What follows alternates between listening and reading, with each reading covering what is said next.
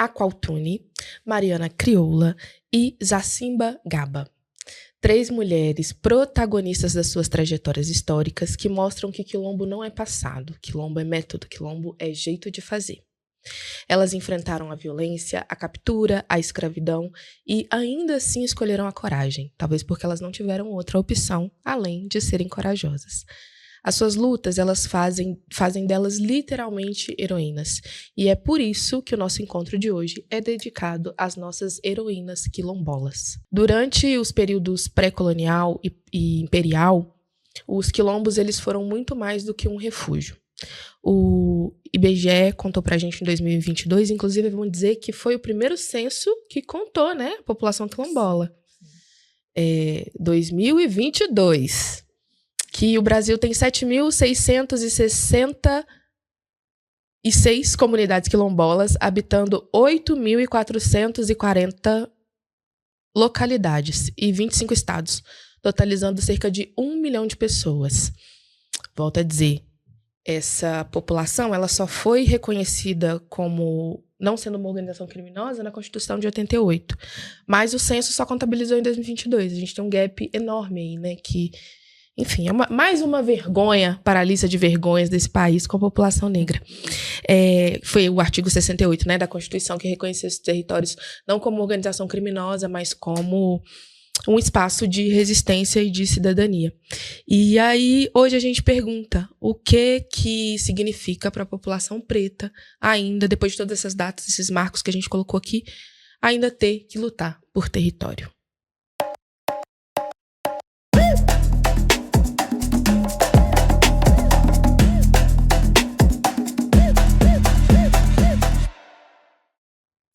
Bom, a gente está no Julho das Pretas, celebração que, como eu já contei para vocês, no mundo é o Dia da Mulher Latino-Americana e Caribenha.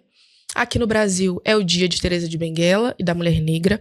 E mais localmente, em Belo Horizonte, a gente tem o Dia da Dona Valdete da Silva Cordeiro, né, que criou Meninas de Sinhá, ali no Alto Vera Cruz, nos anos 90, um espaço para que mulheres pretas idosas celebrassem a sua existência.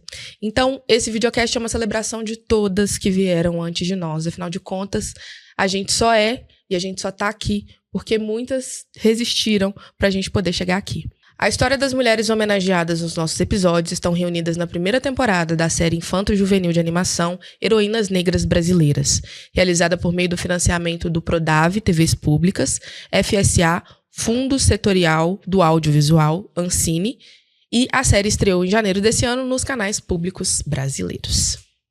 Bom, sejam todos muito bem-vindas e bem-vindes a mais um episódio, terceiro episódio do nosso programa Série Negras Heroínas. 4 encontros para revisitar as histórias silenciadas e entender que ferramentas políticas, o Estado permitiram que essas histórias chegassem ou não chegassem até aqui e como que a gente estivesse contando elas hoje falando que foram mulheres silenciadas na história. Você já deve ter visto, né, nos episódios anteriores aqui no YouTube ou nas suas plataformas de áudio favorita. Se não se inscreveu ainda, se inscreve, não adianta nada assistindo, se inscrever, entendeu? Não vai entregar para mais gente. Eu sou a Lívia Teodoro, patroa mesmo nas redes sociais. Eu apresento esse podcast e crio conteúdo pra internet, contando a história de um jeito diferente do que você tá acostumado e acostumada a escutar.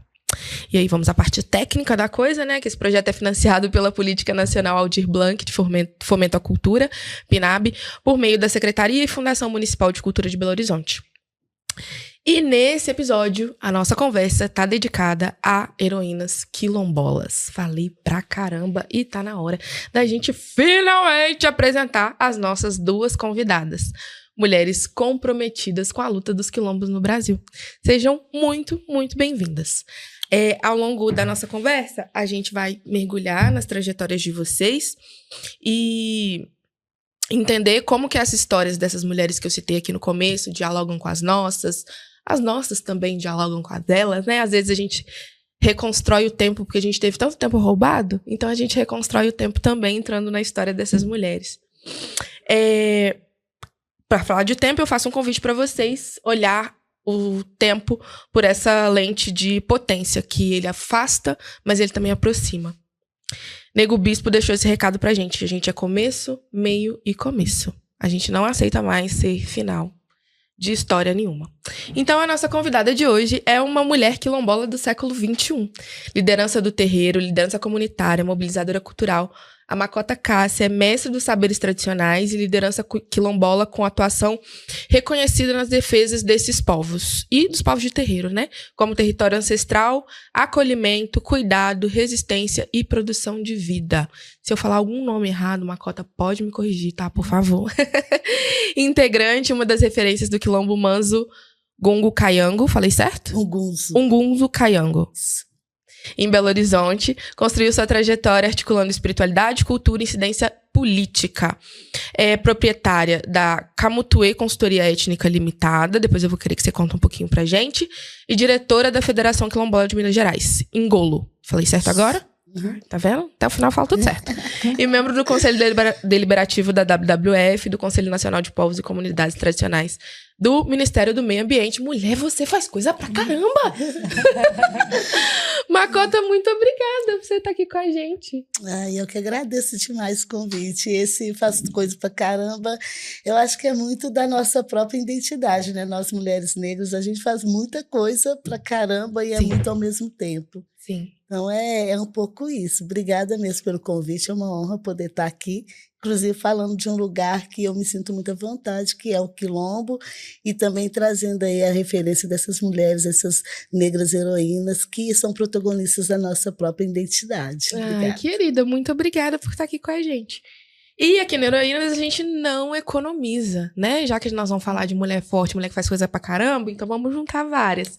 Então, hoje, eu apresento ela, que é liderança no Quilombo Família Matias, mãe de 4 filhos, professora de educação infantil, coordenadora pedagógica da Escola de Educação Integral Paulo Mendes Campos, especialista em artes visuais, educadora e empreendedora, mestre quilombola pela Federação do Quilombo Ngolo.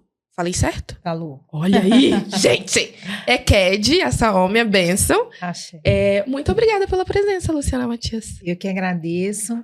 É um prazer estar aqui, principalmente com a minha irmã Makota Cássia, pessoa que contribuiu muito para que eu chegasse até aqui no processo de reconhecimento desse lugar enquanto liderança quilombola.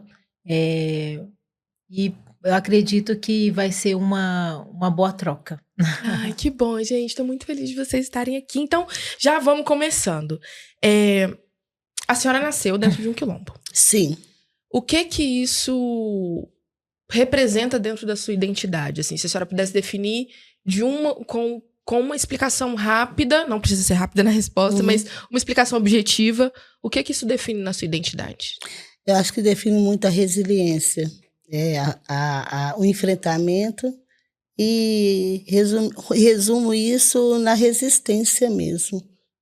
Acho que essa é a definição, resistência. E é uma resistência contínua, né? Porque é resistir internamente, porque uma comunidade ela vai ter as suas batalhas internas para travar, e externo, né? Eu sei que o Manzo, por exemplo, que é um quilombo que existe em Belo Horizonte, ele luta para se sustentar, inclusive contra uma grande mineradora que está ali em cima, no cangote de vocês.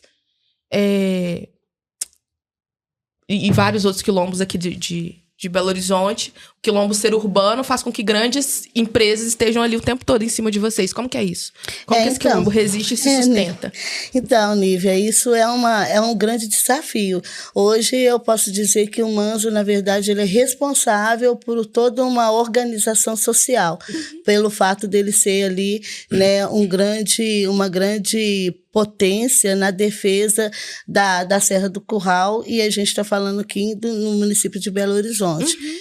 Mas eu acho que isso também torna o Manzo uma referência para os outros quilombos que estão enfrentando toda essa especulação, vamos falar assim, não só imobiliária, mas também essa necessidade de extrair, né, as nossas riquezas minerais, que está ainda preservado dentro dos territórios quilombolas, justamente pelo modo desses territórios se organizar de uma forma histórica. E aí eu acredito que o Manzo hoje, ou estar no Manzo hoje, ou lutar pelo Manzo hoje, me torna de fato uma pessoa comprometida com a população negra, sabe? Não é necessariamente só os quilombos. Quando a gente se torna, né, Lu, quilombos urbanos, a gente acaba se comprometendo com toda a organização ou da garantia de vida segura, comunitária, compartilhada com a população preta.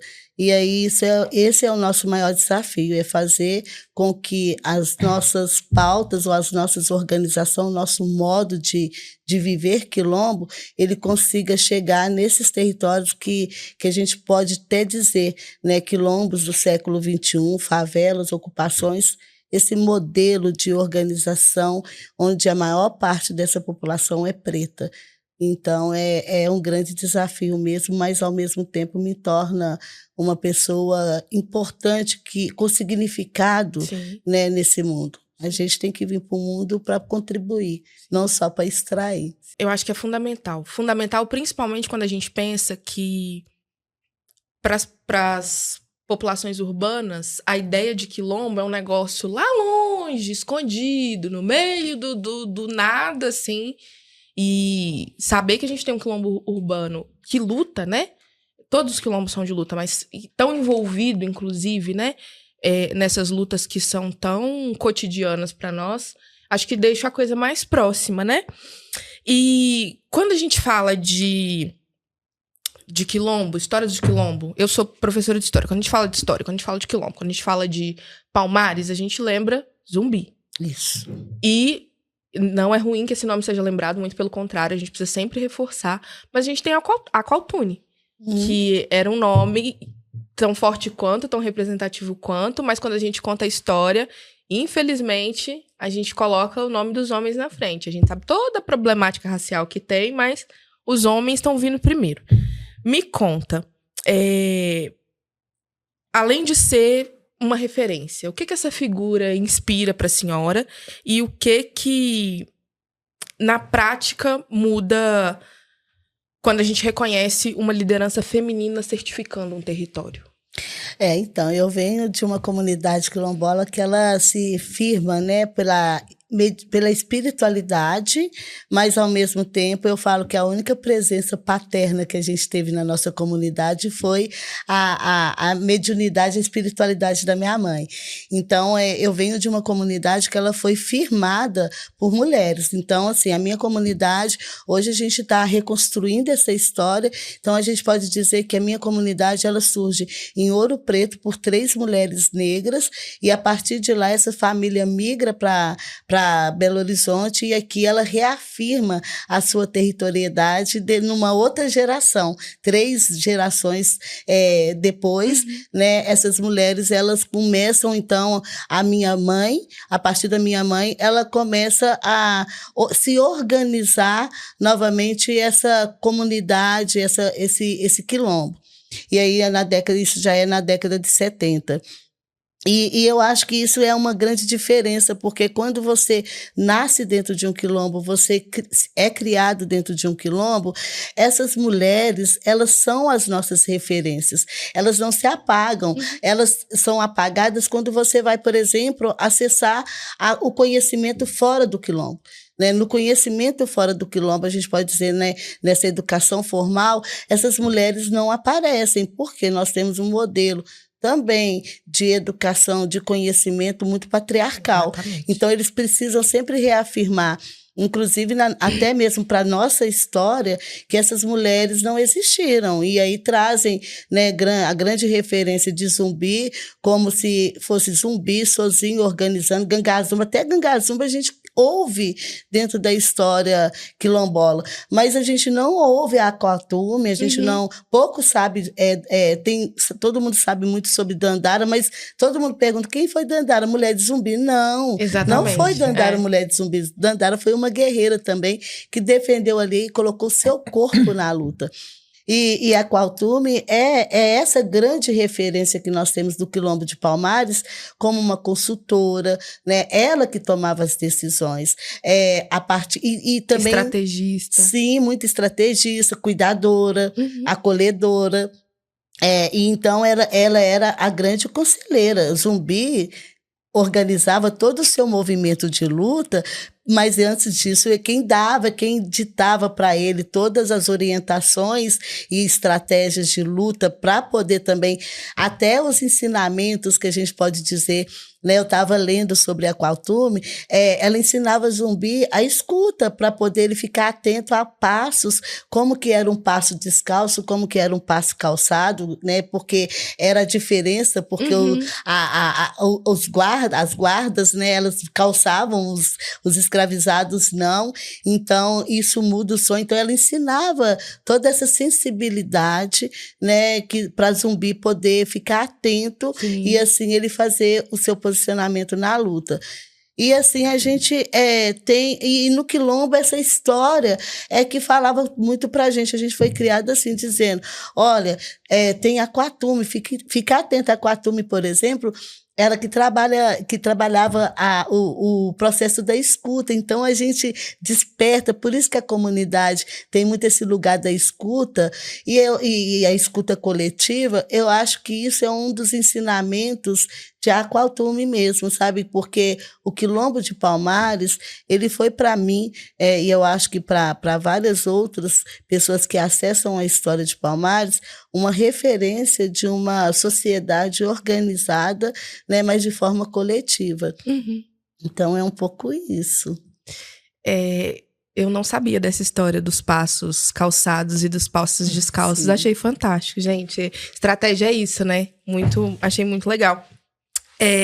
Isso que a gente estava falando, de entender o Quilombo como um espaço urbano, e isso não faz um Quilombo deixar de ser Quilombo. Acho muito importante a gente marcar isso também. A Mariana Crioula, ela liderou um Quilombo no século XIX, num Quilombo, uma revolta numa região cafeeira no estado do Rio de Janeiro. No meio de todo mundo, no meio da galera. O que significa para a senhora, assim, liderar, ser uma líder de um Quilombo publicamente, no meio de uma galera toda, pensando que hoje Quilombo é um território reconhecido pelo Estado, assim, certificado, esse espaço aqui é dessa galera, pensando que, inclusive, nós tivemos nos últimos anos, né, um aumento da certificação de terras quilombolas e etc. O que significa ser essa mulher liderando publicamente um território urbano e agora reconhecido pelo governo, assim, pelo Estado? Assim, a gente ainda não alcançou, a gente está falando de uma legislação que ela inicia lá em 88. E até hoje a gente está aqui agora, por exemplo, com consenso, dizendo de uma forma que a gente ainda desconfia quantos somos. E Sim. A gente sabe que numa população onde a maior parte dessa sociedade é negra, e se é negra, ela descende. A gente também tem que contar não só os quilombos aquilombados, mas a gente também tem que começar a identificar quem são os nossos quilombos que migraram para a cidade, os descendentes quilombolas. A identidade quilombola, ela não se firma somente dentro do território, ela tem vínculos afetivos e vínculos consanguíneos, e isso a história ainda precisa nos devolver. Então, e quando a gente está falando também de quilombos urbanos, nós estamos apagando uma questão muito importante, porque os quilombos, na verdade, eles se tornam urbanos devido à colonização, né? Então, se a gente for olhar... Não foi o quilombo que se moveu, foram as pessoas que chegaram. A cidade cresce, né? E acaba ocupando os territórios quilombolas. Belo Horizonte mesmo, a gente pode dizer que ela foi toda planejada a partir de um território quilombola. Se a gente for pegar ali o centro, a referência, por exemplo, colonial daquela cidade, que é a Praça da Liberdade, a gente pode dizer que ali tinha uma mulher negra e que trazia todos os rituais, toda a sua cultura, o seu modo de organizar quilombola. Mas aí... E que foi super demonizada na história, né? Foi colocada como um monstro mítico da cidade. Sim, e aí a gente começa, então, a conhecer, né, a história quilombola da tentativa de apagamento. E aí nós mesmos, a gente pode dizer, o Quilombo Manso, a gente migrou de Ouro Preto no período da ditadura, a gente tem que entender isso. Então, por que esses quilombos começaram a ser remanejados de um lado para o outro? E quando você vai, por exemplo, contar a história de por que foi que nós chegamos aqui, existe um processo de fuga. Então, a gente precisa estar sempre interligando essa questão de pensar quilombos a partir, não do território, mas a partir da identidade preta desse país. E assim a gente vai tentando reafirmar essa necessidade de todo dia fazer ações como essas que nós estamos aqui promovendo, para que as pessoas possam ter acesso mesmo às informações de uma forma mais leal, né, com a própria história desse país. Então, para mim, eu acho que quilombo, quilombos urbanos, quilombos rurais, a gente tem até essa questão, né, Lu? A Luciana mesmo, a gente fala, não tem quilombo urbano, não tem quilombo rural, tem quilombo, porque se a gente ficar tentando regionalizar os quilombos, a gente começa também a dizer, não, ali é um quilombo de verdade, aqui não é um quilombo de verdade. Exatamente. Por quê? Porque os quilombos rurais, eles têm um outro modo de se organizar, porque eles ainda têm acesso à terra. Né? A disputa deles está ali pelo direito de proteger aquele território. Nós aqui, nós temos... E geralmente, a disputa desses quilombos colocam eles contra outros que a gente chama de poceiros, porque... Nossa, tanta história que se a gente for ficar aqui, a gente vai ficar cutucando coisas que eu acho que não seria bom, porque a gente... É outro programa, a gente desdobra outro programa. Eu acho que é um outro programa. Porque na distribuição de terra, por exemplo, os quilombos surgem na distribuição de terras, quando começa, então, a organizar a distribuição de terra e a população preta fica sem. Elas criam-se até outras dificuldades para que a gente pudesse ter acesso à terra. Então, quando a gente... E até hoje, Sim. A gente pode falar que nós vivemos num país que preto não tem terra, Sim. preto não tem título. Sim. E aí quando a gente vai... Até na favela, quando estamos ali organizando onde que está o manso, eles falam, a terra é do Estado. Eu falo, mas quem deu o Estado? O Estado comprou na mão de quem? Porque quem levantou isso aqui? Qual é a história que o Estado tem que chegou até aqui com essa propriedade? Nós temos uma história e podemos reafirmar. A gente se reuniu e se reorganizou com os povos indígenas para que eles pudessem permitir que a gente acessasse essas terras. Mas o Estado não, o Estado veio com apropriação. Sim. E aí eu acho que a questão, né, da luta pela terra, da luta pela identidade, da luta pela popularidade, por esse pertencimento, é uma luta que a gente precisa sustentar todos os dias. A gente precisa colocar isso. Eu falo que quando eu acordo, eu não olho para espelho. Eu tenho essa questão. Desde criança, eu não olho para espelho, porque eu preciso olhar para as mulheres da minha comunidade e me espelhar a partir delas. Então, se eu acho uma que não está bem arrumada, é algo que eu preciso me organizar no meu processo de luta para poder me posicionar diante delas e, assim, eu conseguir admirá-la, sabe? Então, isso... Não é um quilombo urbano, não é um quilombo rural, isso é um quilombo. Sim. A senhora está falando do processo de migração da sua família, do quilombo, da formação e etc. Além disso, o que a senhora acha que são os desafios que vão ficando para os seus mais novos? Porque a senhora herdou desafios das suas mais velhas, das que vieram antes, e... A gente queria que fosse diferente, mas infelizmente ainda tem muita coisa que, como a senhora já disse, a Constituição de 88 disse um monte de coisa que até hoje não está implementada. Não. Quais são esses desafios que a senhora acha que ficam para os mais novos e para as mais novas? O desafio que eu acredito que fica para as mais novas é cuidar da identidade do patrimônio e não perder esse vínculo. Entender que nós temos um modelo de sociedade, inclusive honrando essas mulheres que a gente está homenageando agora, essas negras heroínas, buscando a história, né, e como que foi o enfrentamento que elas se colocaram ali. Pensando, por exemplo, a gente precisa fazer retomadas. Nós precisamos retomar, porque ninguém vai dar nós, nem os números de quantos nós somos, não vai dar com muita facilidade. fazer reparação a partir do seu próprio território. Eu acho que isso fica para os mais novos. Para as mais velhas, eu acho que eu, por exemplo, né, é a garantia do matriarcado. Nós vivemos numa sociedade onde que nós estamos vendo aí o número crescente da violência, de feminicídio, e principalmente esse feminicídio, ele tem cor, ele tem gênero e ele tem território. E eu acho que a gente precisa mudar o nosso, a nossa organização, né? Eu acho que para as mais velhas é dar as mãos de verdade, mas não é nenhuma soltar a mão da outra, não. É a gente caminhar junto, enfrentar junto e fazer mudanças juntas. Então, eu estava até comentando com minhas filhas, a gente tem muito esse momento reflexivo, assim, de o que está acontecendo no mundo, sabe, que a gente não pode deixar que chegue aqui.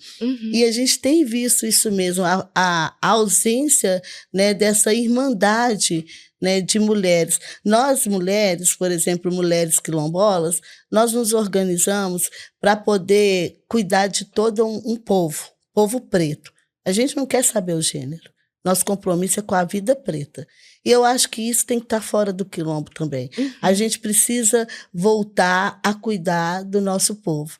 Porque no quilombo a gente garante a longevidade, a gente garante passar por todos esses ciclos, desde a primeira infância até o matriarcado.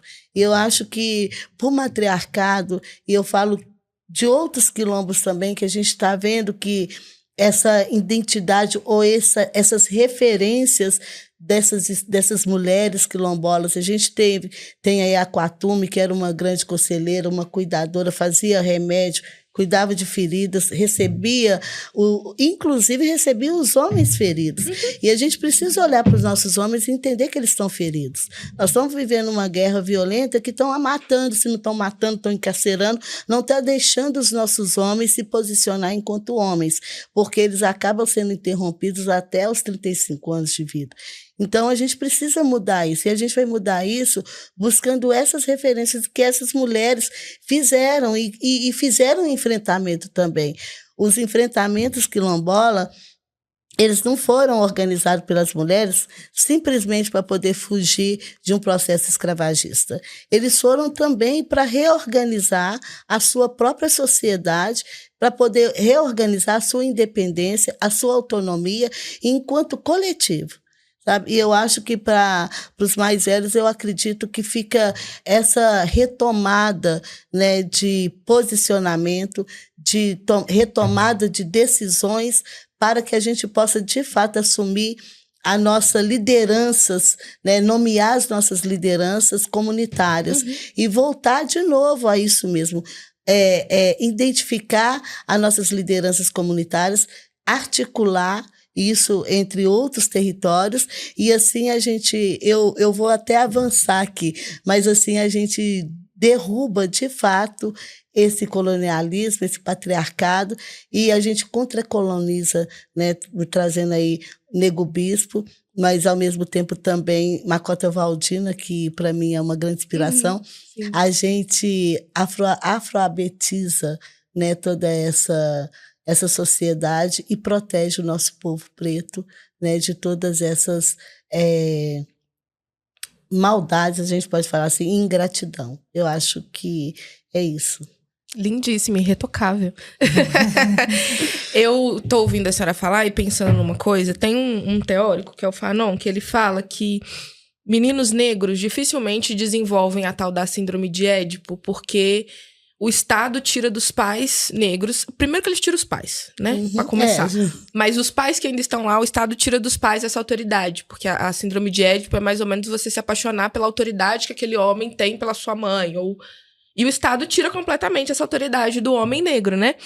E aí, a estrutura do quilombo, as estruturas pretas serem matriarcais, serem matrilineares, faz com que essa ordem colonialista e patriarcal meio que dê um bug também na hora que ela encontra uma estrutura de um quilombo, que seja uma estrutura originária, se é que eu posso usar essa palavra. Porque a ordem das coisas pra gente, desde o começo, é outra.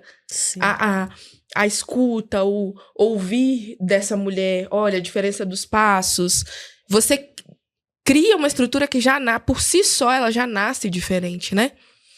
Bom, chegou a hora do nosso quadro Raiz e Rumo, onde a multiartista Jana Moore entrelaça a palavra, a resistência e a memória. Em cada episódio, vocês já sabem, eu já contei, ela presta uma homenagem poética em diversas linguagens a uma mulher que encarna o espírito da nossa conversa de hoje. Hoje, a reverência é para uma liderança quilombola, que a vida foi dedicada à defesa da terra, da comunidade e da continuidade do nosso povo.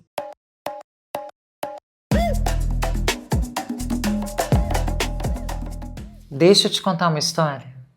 A história de Bernadette. Ela sabia o nome de cada criança da comunidade.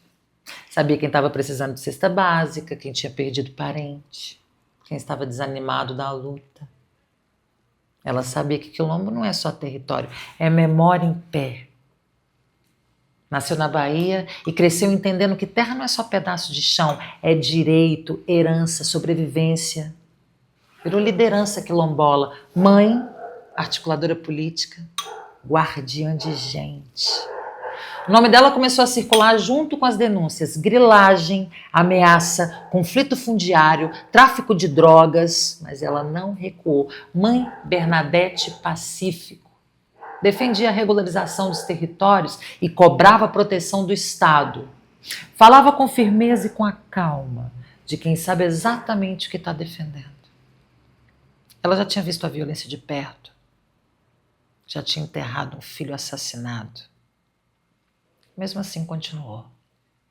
Porque quando uma mulher negra assume a linha de frente, ela sabe o tamanho do risco. Mas sabe também o tamanho da ausência se ela sair. Em agosto de 2023, homens armados invadiram sua casa no quilombo Pitanga dos Palmares. E o Brasil perdeu mais uma liderança quilombola para a violência que insiste em silenciar quem protege a terra. Mas ideias não morrem. Em cada jovem que continua na associação, em cada mulher que assume uma reunião, em cada território que resiste, o nome dela é semente. E quando uma mulher negra defende o próprio chão, ela não está falando só de terra. Ela está falando de futuro. Agora me diz, quanto custa no Brasil uma mulher negra defender o direito de existir? O nome dela é Mãe Bernadette. Essa homenagem, ela nos lembra a força da Mãe Bernadette Pacífico e da importância da luta quilombola no Brasil. E aí, a gente se volta para Luciana. Luciana, Mãe Bernadette dizia que quilombo é memória em pé. O que a gente ainda precisa mudar para que os territórios quilombolas sejam realmente respeitados e a memória que eles preservam seja respeitada? Eu penso que é abrir para uma escuta mais sincera. Porque a cidade cresceu em torno dos quilombos. Nós Sim. sempre estivemos aqui. Uhum. E quando nós nos manifestamos, né, principalmente nos nossos modos de vida, a gente não grita, a gente sussurra. E por esse sussurrar, a escuta ela não está aberta. Os nossos modos de vida são modos de vida muito diferentes. Então, quando a gente bebe uma água, a gente sabe que há uma ancestralidade que faz parte da gente. A minha família, ela é uma família que foi escravizada pelo Mosteiro de Macaúbas. E por ter sido escravizada pelo Mosteiro de Macaúbas, há muito de uma religiosidade cristã ainda muito presente. Então, nós temos nos nossos núcleos familiares a questão da espiritualidade de uma forma muito diversa. Então, nos núcleos que nós temos, né, onde a matriz africana ela se faz mais presente, aonde se assumiu, né, assumir essa ancestralidade, porque até então nos foi negado, não nos foi permitido assumir desde sempre essa espiritualidade. Então, nesse momento em que a gente fala, né, sobre esse sussurro, porque o tambor também é um sussurro. Uhum. O tambor não grita. Quem grita são os outros, é a cidade que grita, é a cidade que é barulhenta. Sim. Né? É a cidade que é barulhenta. Então, os nossos modos de vida, eu acredito que eles têm muito a ensinar novas formas de conviver e viver, sabe? Coletivamente.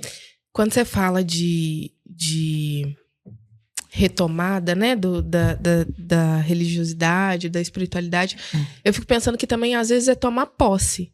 Porque ainda que essas pessoas, que uma parte da família, enfim, que uma parte de nós não reivindique, vai estar lá. Se você vai tomar posse ou se você não vai, aí é uma escolha, livre-arbítrio, lá. Mas vai estar lá. Porque veio de algum lugar, né? Existe uma história ali. Aproveita e conta pra gente, qual que é a história do Quilombo Família Matias? O Quilombo Família Matias, ele veio, né, assim, nossa ancestralidade, ela veio da fazenda de Macaúbas, que era mesmo distrito ali de Santa Luzia, e com a expansão ferroviária, os meus ancestrais migraram, né, para Belo Horizonte para ajudar na construção da cidade. E isso foi na década de 20. Então, nós estamos ali em Santa Teresa, de registro, vai completar 103 anos. E foi a partir disso, né, meu tio Martinho, ele comprou esses pedaços de terra, e o nosso quilombo foi um dos quilombos que mais andou por Belo Horizonte. Então, a gente tem um contexto de quilombo expandido. A nossa matriarca, que fez a passagem agora em dezembro, ela chegou no território quando ela tinha 10 dias. E ela fez a passagem com 97 anos.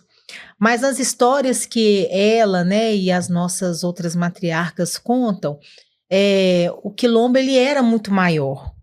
Elas falam que elas não conseguem ter a dimensão assim como uma divisão, mas elas falavam assim, o seu tio comprou aqui, tinha lá no final da Eurita, que tinha na Mármore e que tinha na Sagrada Família. E aí quando a gente pega, porque assim, não foi desde sempre que a nossa família se assumiu enquanto povo quilombola. Foi a partir das violências impostas pela cidade que nós nos declaramos quilombolas. E a partir do reconhecimento, a partir da história de outros quilombos, que foi como aconteceu comigo, a partir de uma pesquisa que eu estava participando junto com outras lideranças quilombolas. Eu acho interessante porque Macota falou disso, né? Desse censo. O número, ele com certeza é muito menor, a gente sabe disso, mas tanto as violências quanto o saber que essa pessoa que se reconheceu, isso vai puxando. Talvez o próximo censo em que isso seja medido, a gente tenha um aumento que as pessoas vão dizer, nossa, mas como assim tanta gente? Não é. É porque a gente precisa até de tempo para entender quem que a gente é e como que a gente deve se identificar. Exatamente.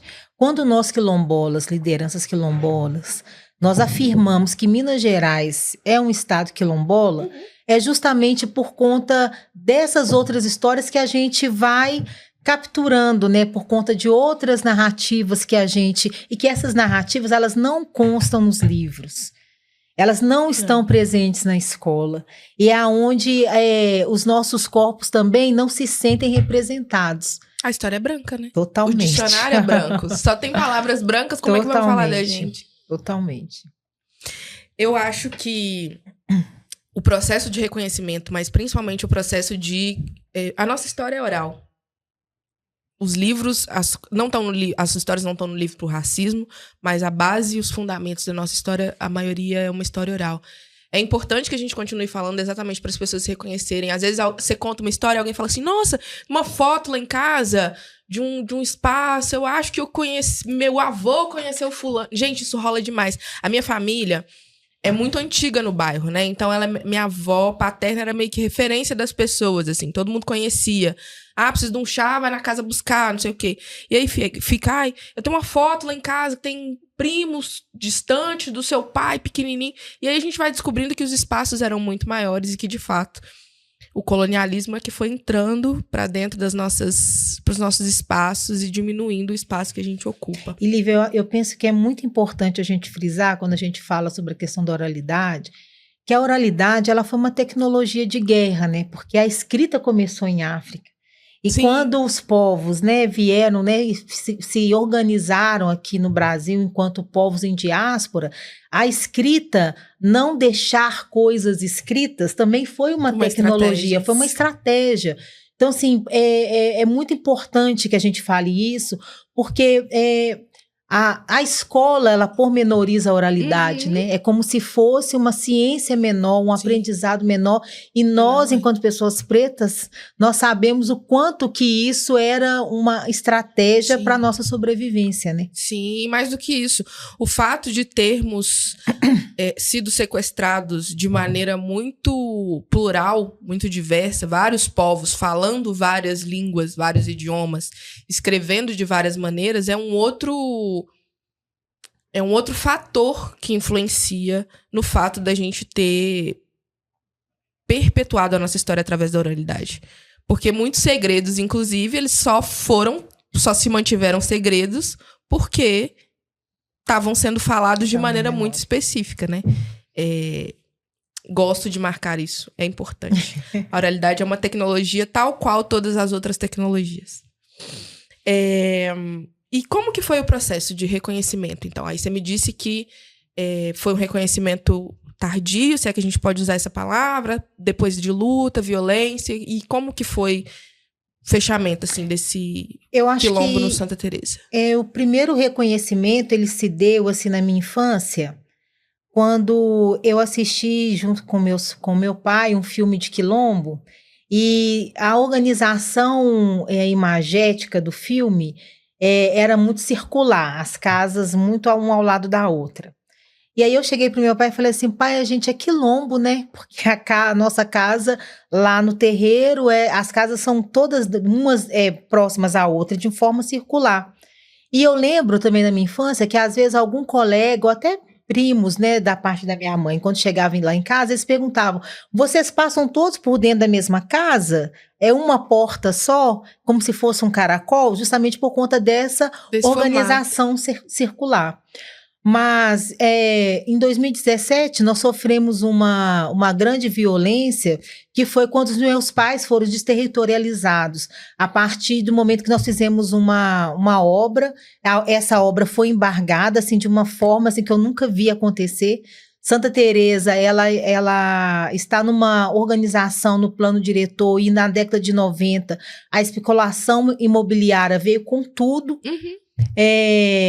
Então, assim, ou você constrói a casa na tora.com, ou você não. Ou simplesmente então, não. Simples assim, ou então você paga. Então, assim, a gente não tinha essa alternativa. Sim.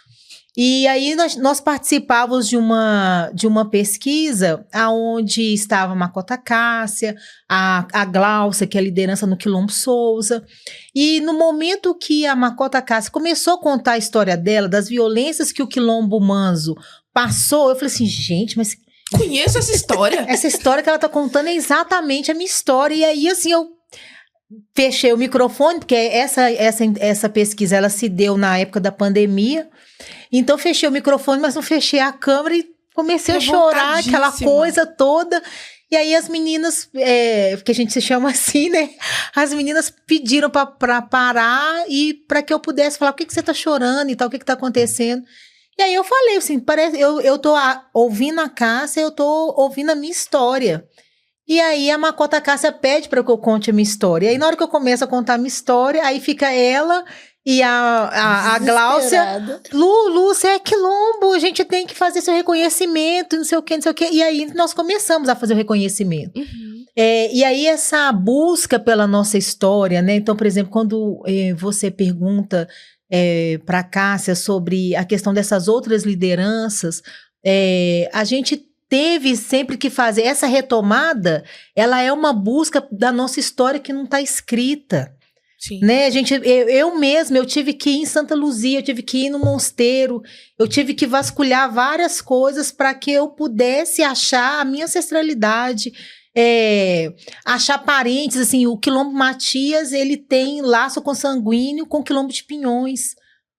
E os nossos quilombos, eles são esses territórios aonde os laços de ancestralidade, eles alcançam laços que a gente ainda não consegue descrever, Mensurar. né? Não conseguimos descrever. Isso. A nossa história, a gente se acostumou tanto com o fato de a gente ter uma história que foi silenciada a cada passo, que quando a gente começa a fazer essa descoberta, né, vai andando para trás da nossa árvore genealógica, acho que a gente até se assusta com que a gente, porque é difícil descobrir. Então, quando você supera todas essas dificuldades e acha, você fica, meu Deus, será que é verdade? Porque é muito longe da nossa realidade, saber onde estão essas coisas. Sim. E pra gente isso é grandioso, sabe? E aí essas vozes, elas estarem ecoando, principalmente agora no século XXI, em meio a tantas outras tecnologias, porque assim, o que as pessoas entendem, né, como tecnologia é só o que coloca na tomada, mas a gente entende tecnologia ou outras coisas, né? Então, assim, eu tenho muito orgulho de falar que eu sou neta de lavadeira. Eu adoro ver meu varal com as roupas de terreiro, tudo branquinha, tudo quarada. Porque isso é uma tecnologia. Sim. Eu aprendi a fazer isso, foi dentro de casa. Sim. E a gente tem que continuar ensinando, porque senão daqui a pouco ninguém sabe tirar um dedé de uma roupa. Sabe fazer isso. Sabe? Então, essas tecnologias, assim, eu, enquanto professora, dentro de sala de aula, eu levo o meu quilombo para a sala de aula. Então, nós não somos personagens. Sim. Então, assim, nós somos lideranças no nosso quilombo em qualquer chão que a gente pisar. Em qualquer chão que a gente pisar. E eu penso que essa é uma responsabilidade e é o que nós, enquanto lideranças quilombolas, nós estamos passando, né, para os nossos mais novos e para as nossas mais novas. Que elas e que eles não abaixem a cabeça, porque eles são lideranças quilombolas aonde eles pisarem. Sim. Né? Então, assim, eu penso que quando a gente ouve essas nossas histórias de Zumbi, de Aquatune, e de Dandara, e de tantos outros e outras, a gente se reconhece nessas histórias, porque hoje nós continuamos não somente a fazer Palmares, que é a nossa grande referência, mas a gente continua fazendo Matias, a gente faz Manzo, Mangueiras, Souza, Carolinos, Luizes, em qualquer chão que a gente pisar. Sim, não é uma roupa que a gente veste, é uma coisa que a gente é. A Mariana Crioula, ela organizou uma resistência numa época em que o café sustentava, né, a escravidão. Eu tô ouvindo vocês duas falarem e você acha que o café que sustentava a escravidão, né, nesse tempo histórico dela é mais ou menos o que a especulação imobiliária sustenta das dificuldades da manutenção de quilombos hoje? Não vou nem falar urbanos, mas... Porque, assim, uma coisa que eu acho que tem em comum das histórias de vocês duas é essa luta... a sua principalmente, a partir da violência, né? Vão expulsar a gente daqui, vão embargar uma obra, vão proibir a gente de fazer, vão colocar um monte de regra que sabem que não tem como a gente cumprir para que a gente não possa mais estar aqui. Você acha que faz sentido, assim, essa comparação? Todo sentido. É foda, né? Todo sentido. Porque é isso. Tem o Hidden Figures, elas falam isso. Se você... Quando você tá perto de ganhar o jogo, mudam as regras.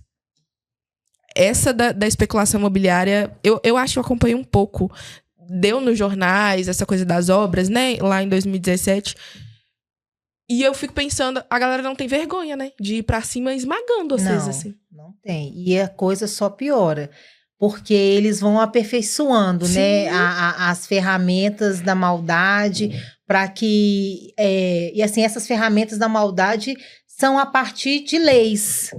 Né? Quem está com a caneta na mão e assim automaticamente eles podem alterar a partir de projetos de lei para alterar algo que já foi constituído. Então, o nosso maior enfrentamento é sim essa questão da especulação imobiliária e a mineração. Sim. Então, assim, essas tecnologias, né, o que a gente de enfrentamento são os nossos territórios. São os nossos territórios. Então, que para a gente, se não houve a consulta, não pode fazer. Não pode construir. E isso para a gente tem sido mola propulsora de luta, Sim. sabe? Uma das. Sim. E além dos nossos corpos, né? Uhum. E que, inclusive, faz a gente estar atento, porque se não houve consulta, não pode fazer, para eles criarem uma outra lei dizendo que não precisa de consulta, também é daqui para ali, né? Então, você tem que estar sempre atento e vigilante para que não tirem mais essa através de uma canetada, assim. Você contou que a sua história ganhou um novo contorno quando você ouviu Makota Cássia contando a história dela. Eu queria saber duas coisas. A primeira, o que mais te impactou, assim, naquele momento que você teve essa catarse de descobrir que algo estava acontecendo e alguém tinha acabado de dar um nome? E o que você acha que pessoas que podem ter uma história parecida com a sua têm que estar atentos também e prestar atenção para que a gente continue registrando e cobrando que os quilombos sejam reconhecidos, para que, sei lá, infelizmente, né, não chegue só na hora da violência? Eu penso que os nossos quilombos, eles são quilombos irmãos, principalmente por eles estarem ali na mesma regional, sabe? E a forma como invadiram o território do Manzo foi muito próxima, assim, guardadas as devidas proporções, mas assim, foi tão rápido o embargo da obra, foi tão rápido a desterritorialização dos meus pais. Meu pai, ele nasceu no quarto que ele dormia com a minha mãe, aonde o umbigo dele está enterrado. Não tem como ele sair de lá, gente! Sabe? E assim, a forma inflexível que os meus mais velhos, eles encontraram no poder público. Sim. E aí depois, a nossa casa, ela ficou assim, um quarto e um banheiro e uma cozinha. E na época da pandemia, eu fiquei com os meus 4 filhos nessa situação. E até hoje isso não se resolveu. E até hoje a gente luta por isso. São 5 anos. E essa inflexibilidade, ela tem cor e ela tem raça. Porque totalmente. Tem certos corpos que as negociações são completamente diferentes. Totalmente. Quando essa violência conecta e junta vocês, é sempre ruim, a gente não queria que isso acontecesse, mas eu tendo a enxergar também que isso fortalece os laços de luta, né? Porque é isso, você passou uma vez, você não quer passar de novo. Você não quer perder. Porque a desterritorialização não é só física, é te tirar uma memória, um umbigo, sabe, tá enterrado. Igual quando teve as tragédias, né, de Mariana, de Brumadinho. Ah, faz outra casa. Não, galera, não é assim. As paredes, elas carregam história. Os vizinhos, o cheirinho. Você sabe a hora que a sua vizinha tá fazendo café, exatamente, sabe? Não é assim que a banda toca, que a coisa funciona. Enfim, vamos seguir. O Abdias do Nascimento lembrava uma coisa simples e profunda. A história do negro no Brasil é uma história de luta. E essa luta, ela não ficou no passado, ela continua. E muitas vezes cobrando um preço altíssimo. Eu trabalho com rede social, né? É ótimo, é uma delícia, mas tem o mesmo potencial de ser horrível, né? A gente tem discurso de ódio, ameaça, enfim. Como é que se sustenta uma liderança? A pergunta é para as duas. Como é que se sustenta uma liderança quilombola nesse tempo presente com o que a gente... Óbvio, a vida não é só rede social, mas muito passa por ela. Com esses discursos de ódio, com todas essas coisas que a gente sabe que existem lá. Como que se sustenta e como que se cria essa liderança nesses tempos novos? Nossa, essa pergunta ela é uma pergunta que a gente faz todo dia, né? Sim. Porque a gente todo dia precisa estar viva. E não só sobreviver. Não só sobreviver. E aí, o que me sustenta, na verdade, é o meu pertencimento à minha tradição, sabe? Eu acho que se não for a fé, eu não tenho coragem. É isso. Então, e a gente é criada, né, Nívia? A gente é criada para poder se comportar numa sociedade de medo. Então, o tempo todo, e até hoje, em todas as gerações, desde quando eu nasci, eu sempre ouvia cuidado, não pode, não faça, não peça, e é sempre assim. A minha mãe, eu mesmo lembro que quando minha mãe levava a gente no trabalho da minha avó, ela falava, vou te levar, você não pede nada, porque se você pedir, quando você voltar, você vai ficar de castigo. A gente ficava até com medo de aceitar. E aí você vai tendo que desconstruir. Então, todo dia você tem que desconstruir um pouco dos medos que te construiu.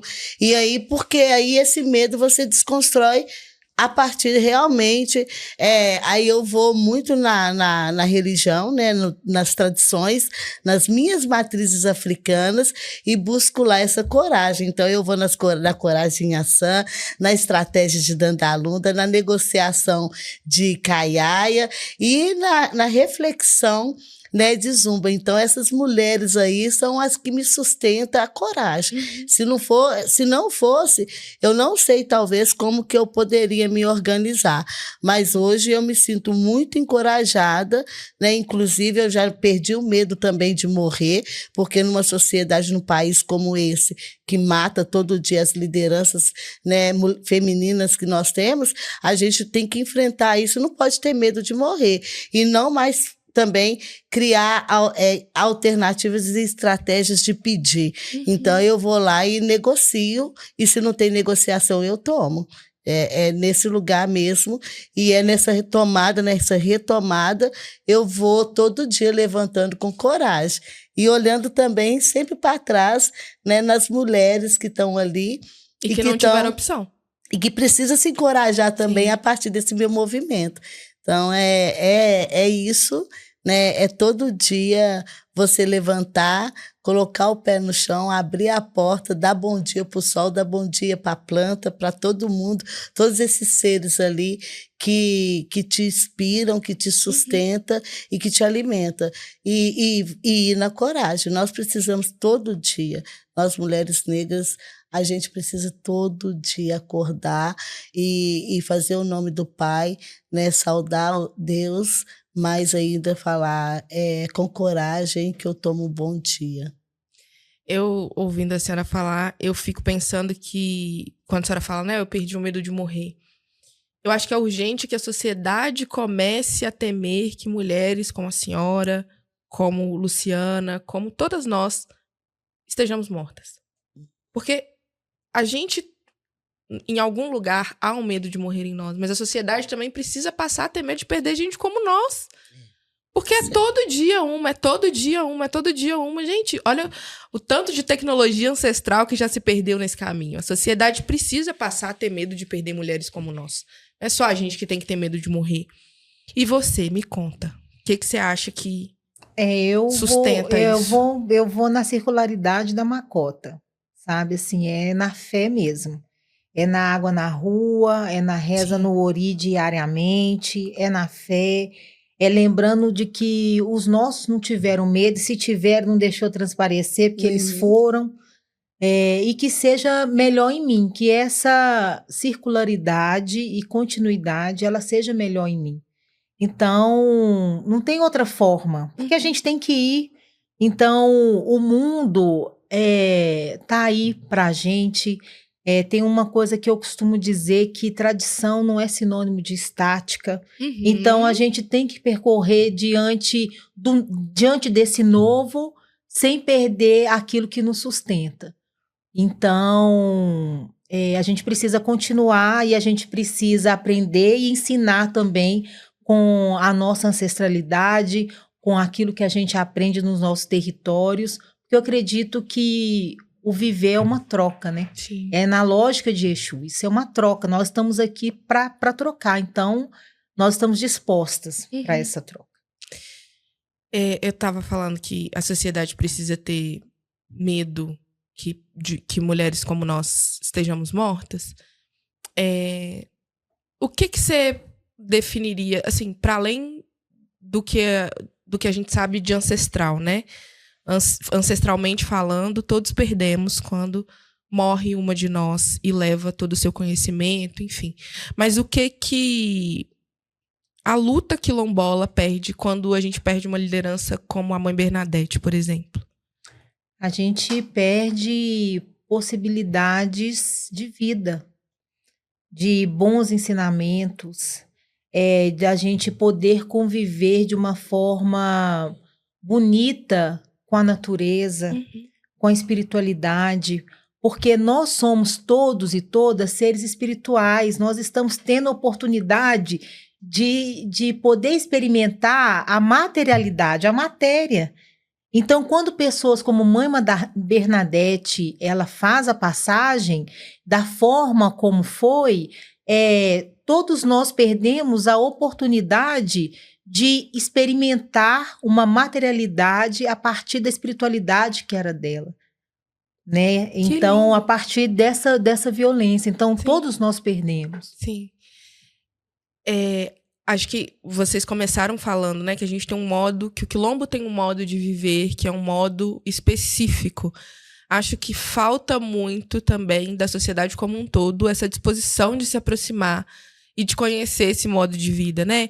De enxergar o bom dia para a planta, de enxergar o bom dia para o sol, não como uma coisa da boca para fora, mas como uma coisa que sustenta a gente. É isso, é a água na rua todos os dias. Eu acredito que isso vai fazer com que meu dia seja diferente. A gente precisa se aproximar dessas tecnologias ancestrais, né? Zacimba Gaba nos ensina que a resistência também é paciência. O que vocês aprenderam sobre estratégia, tempo e paciência com os mais velhos? E com as mais velhas? Isso eu acho que é um aprendizado que ele é eternizado, sabe? Todo dia a gente aprende um pouco como se nós estivéssemos nascendo naquele momento. Eu acho que o que eu mais aprendi com as minhas mais velhas foi a maternidade. E eu me senti muito segura nesse momento. E eu acho que essa fase também que eu estou vivendo agora, né, que eu chamo muito, eu ficava brincando muito com o Nego Bispo, porque ele falava que a gente estava vivendo a geração neta, eu falava, então, se a gente está vivendo a geração neta, nós estamos vivendo uma geração voternidade também. Que bonito. Porque eu acho que isso também inspira muito a gente, sabe? E busca, e faz a gente toda hora ter que ir lá nas nossas mais velhas. Antes a gente, como mãe, eu ia até elas para poder pedir socorro, ajuda. Hoje, como vó, eu vou lá nelas para poder a gente trocar ideias, sabe? Então, isso é você poder ter esse lugar que você pode... Para nós, o feminismo negro, ele é muito solidão, Sim. É muita solidão. E ele é muita solidão porque nós não temos tempo mesmo de estarmos o tempo todo uma com a outra, por mais que a gente faça uma janela e uma porta virada para a casa do outro, a gente está só para poder sentir o cheiro. Sim. Mas assim, a troca, isso fica muito ausente.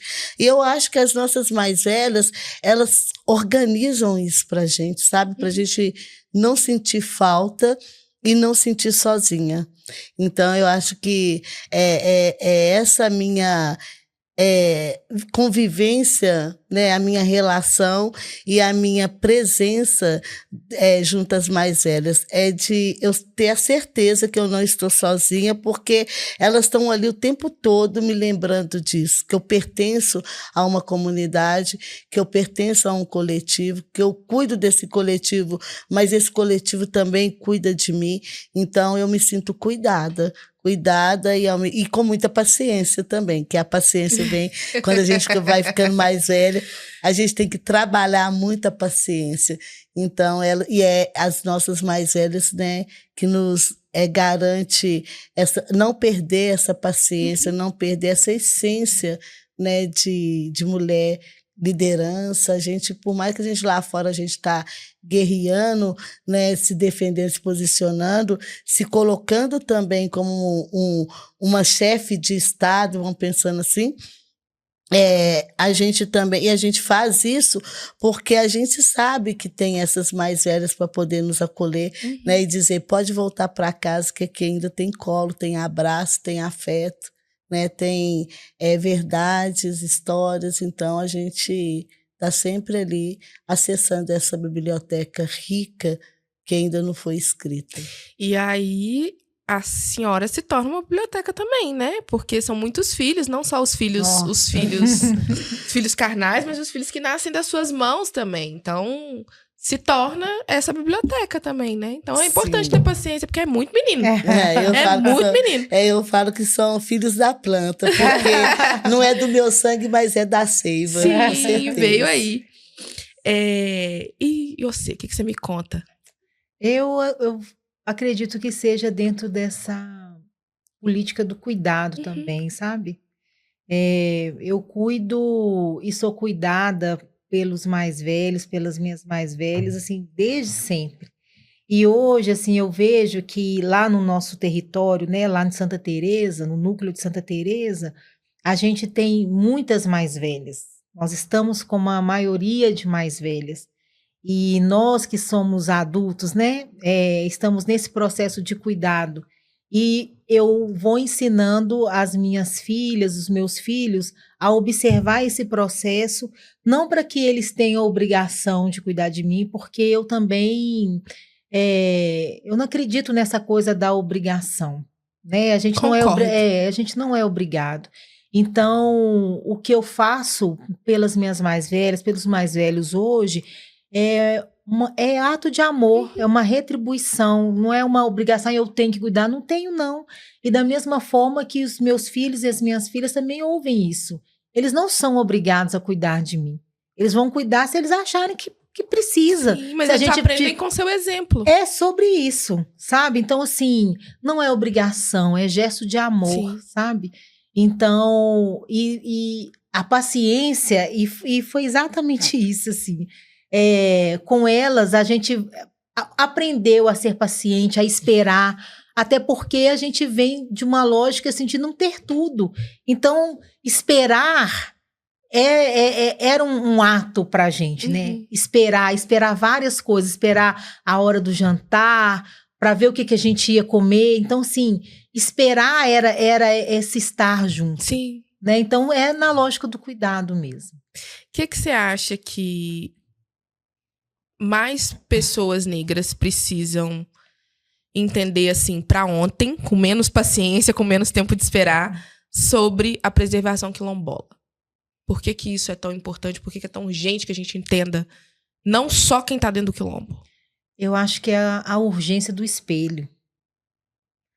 De se ver enquanto um povo quilombola em nós também. Sabe, eu penso que é na urgência do espelho, de poder se espelhar, se enxergar na gente. Porque é isso que Makota falou anteriormente. Não tem, para nós, não tem essa divisão de homem, não tem uma divisão de gênero. Né? A nossa urgência é pela nossa população preta, é para que a gente continue vivo, é para que a gente enfrente junto essas políticas. Essas políticas de morte do Estado contra os nossos, exatamente, contra os nossos corpos. E à medida em que nós fazemos questão de estar juntos, isso é um aprendizado para que outras pessoas que não são quilombolas, elas se enxerguem na gente, porque são sim. Nós estamos aqui, todos nós, os nossos territórios estão para receber e para que a gente possa fazer a retomada e retomadas no plural mesmo, porque nós precisamos continuar juntos e vivos. Nós não queremos sobreviver. Nós queremos que o bem viver que nós temos e que a gente luta pela manutenção dele, que seja para todo mundo. Sim. Nós não queremos continuar na base da pirâmide. E se nós continuarmos na base da pirâmide, que essa política quilombola, ela mostra que se tiver tudo bacana para nós, vai dar para todo mundo. Sim. Que a gente não quer dividir. Sim. O Fanon fala isso, né? A gente não quer entrar pro sistema. A gente quer acabar com o sistema. É sobre isso. Se ficar bom para todo mundo, ninguém incomoda ninguém e tá todo mundo, feliz. O solo tem um lugar sagrado nas religiões de matriz africana. Preservar esses territórios é preservar o meio ambiente e a memória. Porque esses territórios guardam o que a história tentou enterrar. Quilombo não é esconderijo, quilombo é projeto. Para fechar, a gente tem um quadro aqui no nosso podcast Heroínas Negras, que são o Minhas Heroínas. Então, eu quero que vocês coloquem no nosso álbum de fotografias heroínas pessoais, ou enfim, que só vocês conheçam, ou que mais gente conheça, mas que a gente queira relembrar, para ficar no nosso álbum de fotografias do nosso Negras Heroínas. Para isso, vocês vão responder 3 perguntas para mim. Quem é essa heroína? Por que ela é a sua heroína? E o que da história dela que a gente não pode esquecer? Nossa, eu não tenho como eu não trazer a minha mãe, né? Uma fofa. Mameto Munhandê, uma mulher preta, né, que vem ainda criança, né, com descendente de outras mulheres negras e que vem de uma descendência de Ouro Preto, de lavadeiras também. A gente tem que também, eu acho que essa questão, né, é muito histórica. Eu acho que a maior parte de nós somos filhas de lavadeiras. Nós nascemos, né, nessas águas das Gerais. E eu acho que trazer a minha mãe como uma referência de mulher negra é eu falar também de resiliência, porque e de insistência, sabe?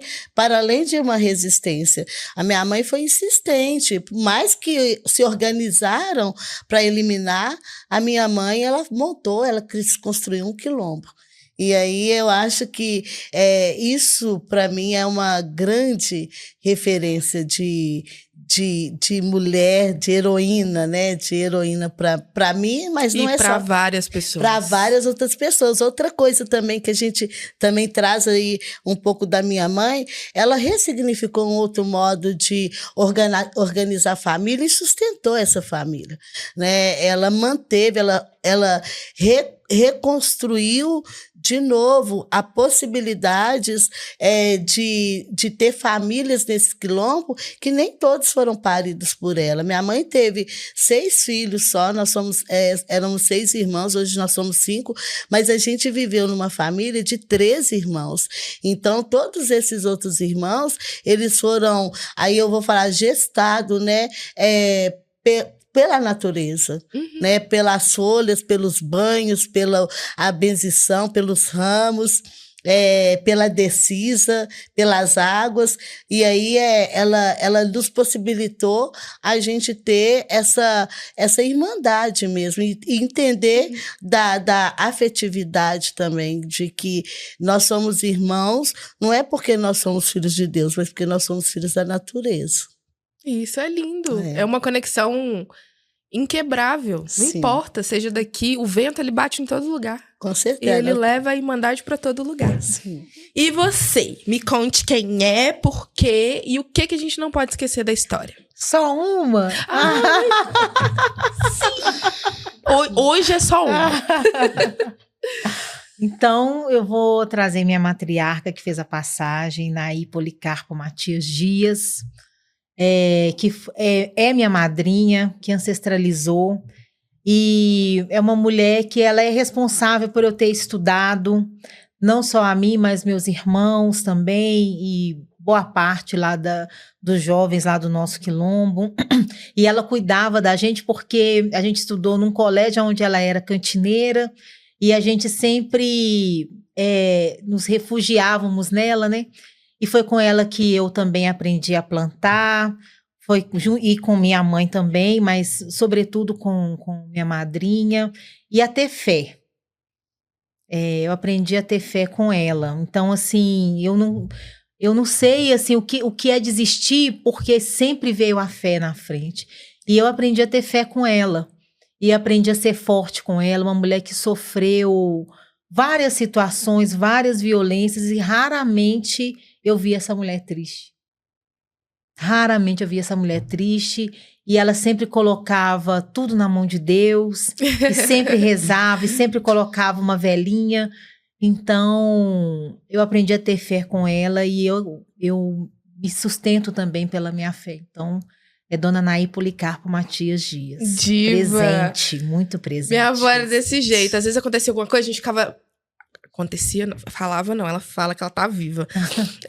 A gente atribulada, ela... Também ninguém reza nessa casa! Ninguém acende uma vela nessa casa! Muito, muito, muito legal. A gente é muito parente mesmo sem ser, né? Sim. Porque a gente acha essas coisas em todas as casas. Certeza. Essas mulheres, elas agora fazem parte do nosso banco de heroínas negras, um arquivo vivo de memória, afeto e resistência. Gente, muito, muito, muito obrigada por vocês terem estado aqui, compartilhado as histórias de vocês, os territórios de vocês.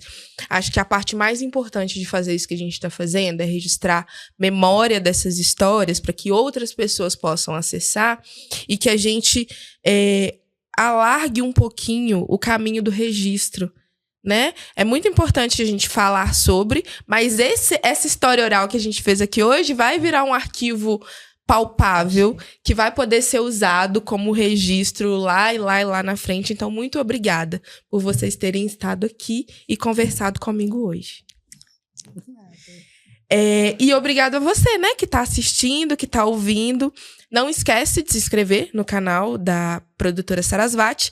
E no próximo episódio, a gente fala das heroínas pioneiras na cultura. Muito obrigada. A bênção. Abençoa a bênção. Axé, minha mãe abençoe vocês. Axé. E até a próxima. Tchau.